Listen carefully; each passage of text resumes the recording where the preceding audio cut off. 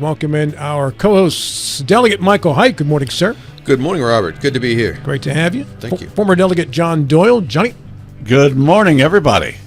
Dr. Sachs, opening a little timely, another school shooting yesterday in the country. In this particular case, 2 students dead, 1 wounded. The student who did the shooting then turned the gun on himself and shot himself, is the report that they have released from this Nashville, morning. I think. Correct, yes. Yeah. We just yesterday interviewing Dr. Sachs.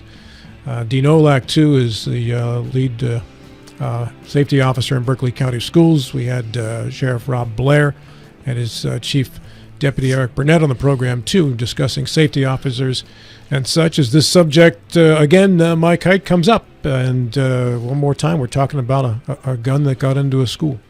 Yeah, and as we talk about hardening schools, I wonder if anything that we've done or anything that we have proposed could have stopped a shooting like this, where you're talking about a student coming in. It seems like the hardening that we're doing right now is to prevent outsiders that are not supposed to be in the school from coming in. But what are we doing to make sure that students aren't bringing weapons to school? And I hate to see metal detectors and things like that in schools, but how do you prevent something like this? I'm not sure. I do think you need to have some system whereby if a child is bringing a weapon to school, it is picked up and at the very least the weapon is confiscated, and maybe you contact the parents and say, hey, your child brought this gun to school. If you want, you can come in and pick it up, or we'll figure out a way to get it to you. We're not going to give it to the child to take back out when the child leaves, but we'll give it to you. I think it's would prevent some of these things, certainly not all. Yeah. But again, you'd have to have some kind of metal detector or something like that. You would, too. That's right. Yeah. So you have that going on every morning, and it's like going to a stadium or something with everybody in their book bags and things like that. Are you doing searches? It's just an unfortunate situation we're in today. You can imagine the delays getting into schools if you try to do something like Absolutely. that. And suppose the gun in question wasn't metal. It was one of these plastic things that you can make at home. Wow. Well, Fair point. Our guest to lead off the program today is James Paul. He is the Executive Director of the West Virginia Professional Charter School Board. He joins us via telephone. James, welcome back to the program. Thank you so much for joining us today. Good morning. Great to be back on with you. This was not one of the reasons why I invited you on the show, but it unfortunately became part of the news, and it comes back into safety in schools. And at the charter school level, James, how are you folks handling safety in schools for students and teachers? Well, charter schools are public schools. They're part of the traditional public school system, although they have flexibility to operate differently. But I can tell you this, all charter school governing boards and all charter school leaders are very sensitive to concerns about school safety. They have school safety plans, and they understand that parents are only going to opt into their school if parents feel safe at the school. So I'm confident in the steps that the charter schools are taking to make sure the schools are secure.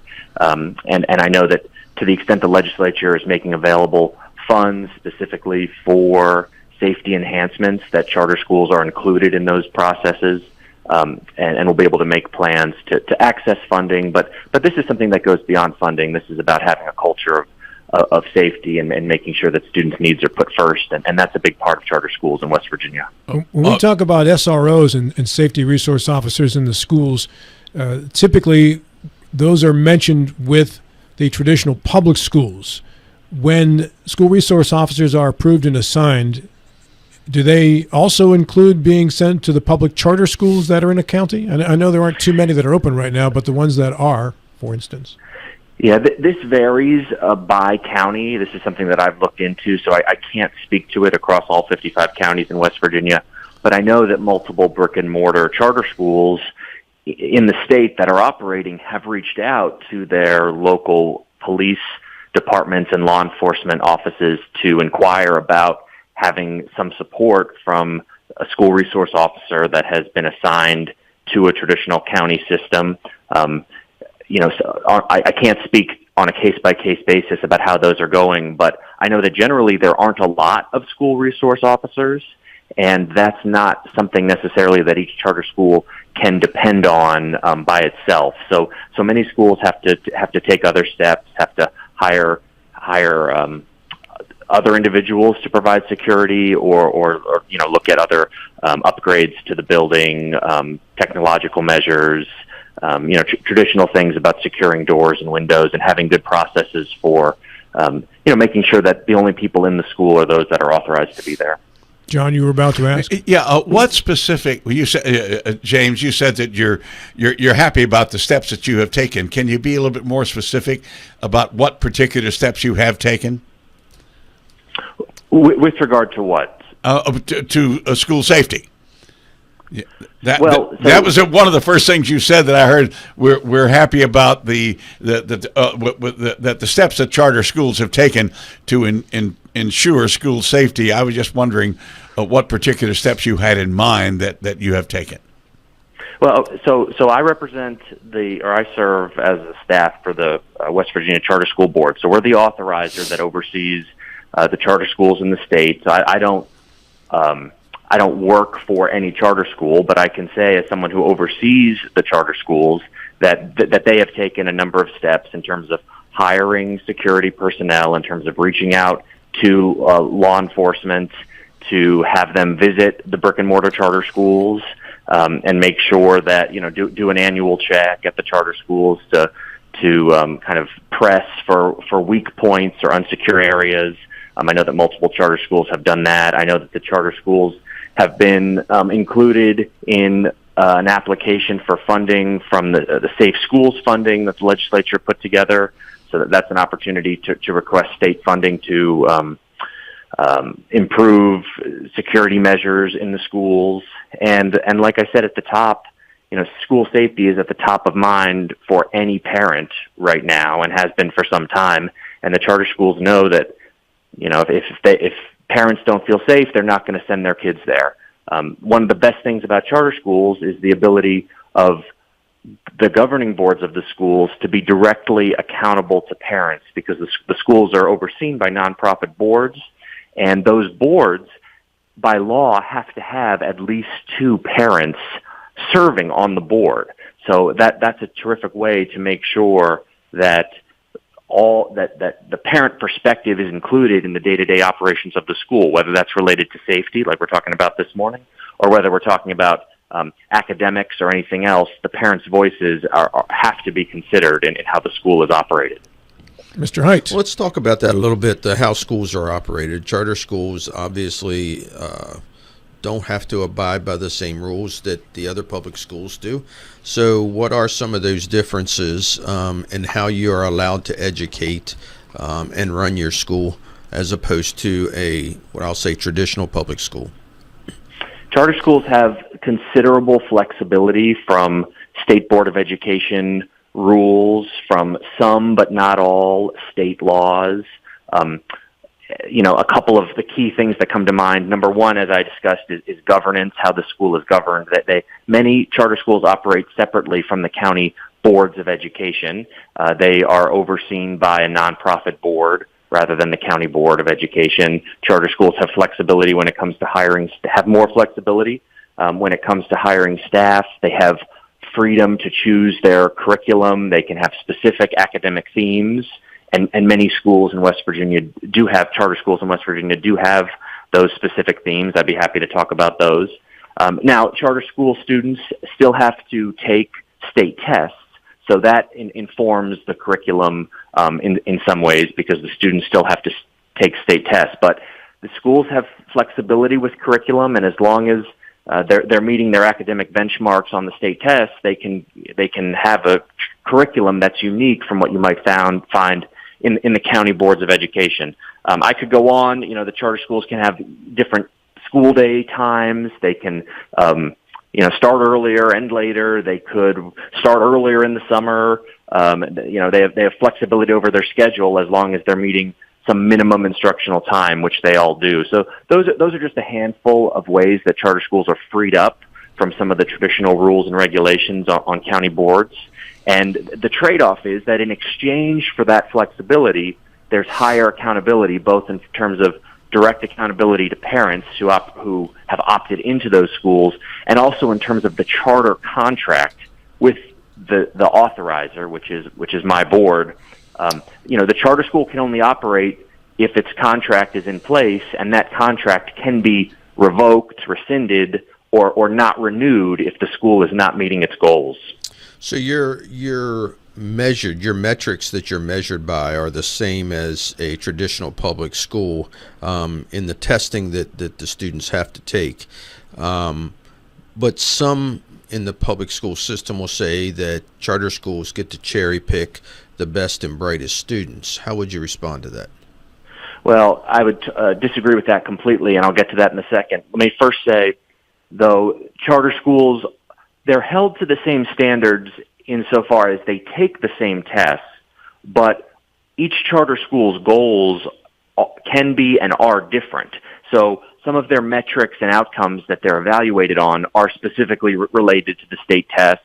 Maybe they have to make a certain amount of average progress over a 5-year period. Maybe they have to perform better than the county of residence where they're located. But they can also have non-test score outcomes. I know that some schools have looked actually at, speaking of safety, have looked at student discipline measures and whether those incidents of bullying or fights are declining over time.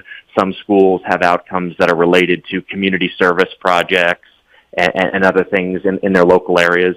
So the outcomes can vary, but let me return to your question about cherry picking. The reason that's wrong, although it's something you do hear, it's wrong because charter schools are open to everyone who applies. It's a first come, first served basis. The charter school does not have a testing requirement at the front end, an admissions test. So it's not as though they're testing the performance of children and admitting the ones who do well or anything like that. That does not happen. And if a charter school is oversubscribed, they have to use a random lottery to admit students. And if you look at the charter schools that we have right now, when students arrive at a charter school in that first year, I'm confident that there's a real range in the initial preparedness of those students, depending on the school. On average, the virtual charter school students tend to come a little bit, or in some cases significantly, behind academically compared to, say, the average student in West Virginia. Again, just on average, the virtual students come in sometimes several grade levels behind. And I would really be surprised if anyone would say that the virtual schools in particular are cherry-picking their students. I think the virtual schools in particular are an example of an innovative option that are serving students who either haven't been served well in traditional county schools or for whatever reason are having some challenges and need something different. And that's one of the reasons I'm so glad to have the virtual schools as an option for families who want them. I've also heard some people in the public school, traditional public school sectors say that charter schools aren't required to take students with special needs. Is that any truth to that? No, that's false. Charter schools are required to serve students with special needs. That's in the charter school law. That's in the charter school contract. You can go to the West Virginia Department of Education website and look up right now the number of students enrolled in each West Virginia charter school that has an IEP, an individualized education plan. This brings up an important point. Although charter schools have flexibility when it comes to a lot of state rules and regulations, that flexibility does not exist with regard to federal laws. So charter schools have to follow the same federal laws as county boards of education, and one of those federal laws, pertains to special education and IDEA. So no, that's not correct. It is definitely the case that charter schools serve students with special needs. James Paul, our guest here. He is the Executive Director of the West Virginia Professional Charter School Board. James, what is the current charter school population in West Virginia in terms of number of students? It's about 3,400 students were certified by the state as of the previous October. And, that number fluctuates throughout the year, generally increases throughout the year. So I would guess that right now it's over 3,500 if I had a up to the minute count, but the most recent number certified to the state was just under 3,400. What kind of? I'm sorry, John. What kind of growth does that number represent from the previous year? And I know these programs have not been instituted for that long. The first year, so this is the third year of charter schools in West Virginia. The first year there were about 1,250 students in 4 schools. The year after that there were about 2,250 students in 5 schools. And this year there are, as I said, about 3,400 in 6 schools. So there's been about a 1,000 to 1,200 student increase over the last few years. And with new schools coming on board this coming fall, I expect that growth to continue. What schools will be coming on board this fall? So my board has authorized 2 schools for the fall of 2025. The first is called the NBLI Business Learning Institute. That is authorized to open in Inwood, West Virginia, Berkeley County. And then the other school is Wisdom Academy. That's authorized also for the fall, and that will be in Morgantown, both brick and mortar schools. What would that bring your count to of brick and mortar versus virtual? That will mean there are 6 brick and mortar schools and 2 virtuals. Where are the other brick and mortar besides the 2 new that are coming on, the 4 existing? There's Clarksburg Classical Academy. That's in Harrison County. That's in its first year. There is WIN Academy, Workforce, which stands for Workforce Initiative Academy, which is a very innovative charter school that's operated out of a community college in the South Charleston in Kanawha County. There's Eastern Panhandle Prep that has been around now for 3 years in Jefferson County here in the Eastern Panhandle. And finally, West Virginia Academy in Morgantown is the 4th school. So you're going to have 2 in Morgantown? Correct. Okay. James, what are you projecting growth-wise for next year, if you are projecting at all? In terms of enrollments, yes, I expect that it's reasonable to expect another 1,000-plus student growth in charter schools. I think most of that will be driven by the virtual schools, which have accounted for a lot of the growth in the first several years and show no signs of slowing up. But then you also have 2 brick and mortar schools that are limited in terms of the number of students they can serve by their physical space. But, they will also play a part of that growth. So I can't predict this in it's just an estimate at this time, but I am confident that the charter school numbers will increase, which is quite notable, in fact, because, right now, enrollment in West Virginia public schools generally is declining, particularly in the county boards of education. There are a lot of reasons for this, but in the public charter school space, overall enrollment is growing. Can you also talk a little bit about the one that's coming to Inwood? And it sounds like it's going to have a business focus. And what grades would that be, and how is that focus taught? Yeah, the school is it's called the Business Learning Institute. It is going to have a focus on entrepreneurship and business, and it's going to open initially for 6th and 7th graders, and it is authorized to expand through 12th grade eventually, but it will start with 6th and 7th, and as with any charter school, the students will take the same state tests, so they'll get instruction in the traditional subjects, especially math, reading, and science, which are assessed on the state assessments.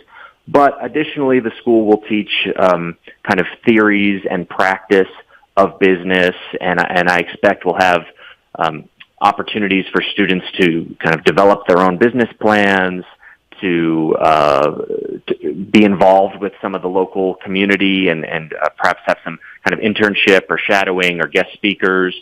And for the type of student who's interested in that already, get them thinking about careers in a way that is unique for students that might be in a traditional 6th through 12th grade public school. And is that common with charter schools to have a focus in 1 or 2 areas? It is, and it's something that I really like to see. I want the charter schools to be distinct from the county boards of education for a number of reasons. But I want families to have an option. For many families, the counties are maybe the best fit and maybe serving families very well. But for an important group of families as well, the county boards are not the best fit. And that's really the point of school choice, is to provide more options. And we've seen through charter schools that there's an appetite for something different. We've seen that through Hope Scholarship. And so here in West Virginia, in our charter school space, we have a school coming on board that's going to focus on business and entrepreneurship. We have a school that's a classical school with a classical curriculum, and then we have the school out of Kanawha, Wynn Academy, that is operated out of a community college and is for only 11th and 12th graders who are focused on nursing, a career in nursing, or a career in advanced manufacturing. So those are just three examples of some of the unique themes and focuses that West Virginia charter schools are offering to families. James, this is John Doyle. When it comes to salaries for teachers and staff people, are you under the same rules as the state and the local county boards, or is there a different set of rules and salary structures for charter schools? Charter schools are not under the same rules with respect to salaries. They have flexibility there. They have both with respect to the amount that they pay teachers, and with how they select teachers. So that's one of the areas where charters have flexibility. We have about a minute and a half left here. James, what happened, if you know, to the there was a proposed aeronautical charter school at the airport here in Martinsburg that was going to be set up in conjunction at one point, I think, with Shepherd University, maybe. Do you know of anything that ever came of that? Yes, I've spoken with some of the potential founders of that school. I know that nothing is imminent there. One of the challenges that all charter schools face, including the proposed school that you mentioned, is that there's no money available from the state to specifically support startup costs, which is a big challenge when you're going from nothing to a new school and you don't have an infusion of cash, basically, to start a new school. It makes it very hard to do so, and I know that was a challenge for that particular project. Now, the legislature has taken some steps to help with this, and my board has secured some federal funds that are available to charter schools on a competitive basis to help schools start up and help successful schools expand. I have been in some contact with the founders of that potential school to make sure that they're aware that the environment now is more favorable to starting a school, although there are still some challenges. James, thank you so much for your time this morning. I very much appreciate it. Great to be with you all. Have a great morning.